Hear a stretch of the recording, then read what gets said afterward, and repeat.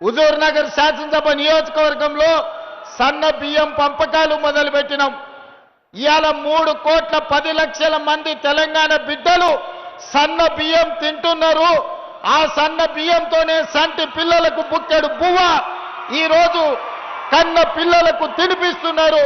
మా అక్కలు మా చెల్లెళ్ళు అంటే ఈరోజు ఈ ప్రభుత్వంలో ఇందిరమ్మ రాజ్యంలో పేదవాడి కడుపు నింపాలి, పేదలకు న్యాయం జరగాలి, పేదల ఆకలి తీర్చినప్పుడే నిజమైన ఇందిరమ్మ రాజ్యమని ఈనాడు మన ప్రభుత్వం సంపూర్ణంగా విశ్వసిస్తుంది. కాబట్టి ఆ శాఖకు సంబంధించిన మంత్రివర్యులు ఉత్తమ్ కుమార్ రెడ్డి గారు ప్రతి పేదవాడికి ఇవాళ రాష్ట్రం మొత్తం మీద సన్న బియ్యం అందిస్తారు.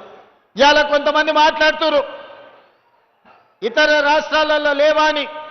నేను సూటిగా సవాలు విసురుతున్న మాట్లాడే వాళ్లకు, భారతదేశంలో గుజరాత్ కావచ్చు, ఉత్తరప్రదేశ్ కావచ్చు, మధ్యప్రదేశ్ కావచ్చు, రాజస్థాన్ కావచ్చు, నరేంద్ర మోడీ గారి పరిపాలన ఉన్న ఏ రాష్ట్రంలో అయినా నేను సవాలు విసురుతున్నా, మా తెలంగాణ రాష్ట్రంలో మేమే సన్న బియ్యం ఇస్తున్నాం తప్ప నరేంద్ర మోడీ పరిపాలించే గుజరాత్లో కూడా పేదలకు సన్న బియ్యం రావడం లేదు. మేం ధైర్యంగా సవాలు విసిరి దేవరకొండ గడ్డ మీద నుంచి మాట్లాడుతున్నాం.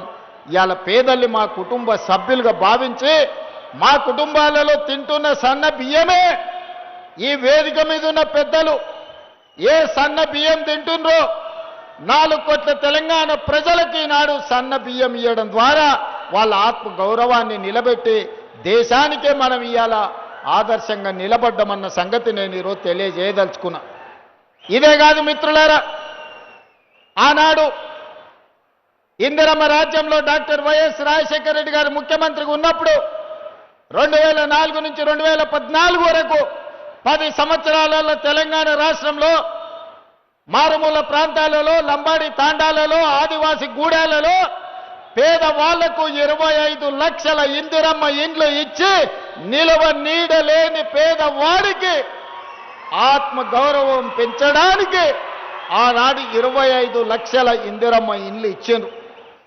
మరి తెలంగాణ రాష్ట్రం వస్తే డబుల్ బెడ్రూమ్ ఇండ్లు ఇస్తా అని ఆనాడు నమ్మబలికిండు ఒక ఆయన.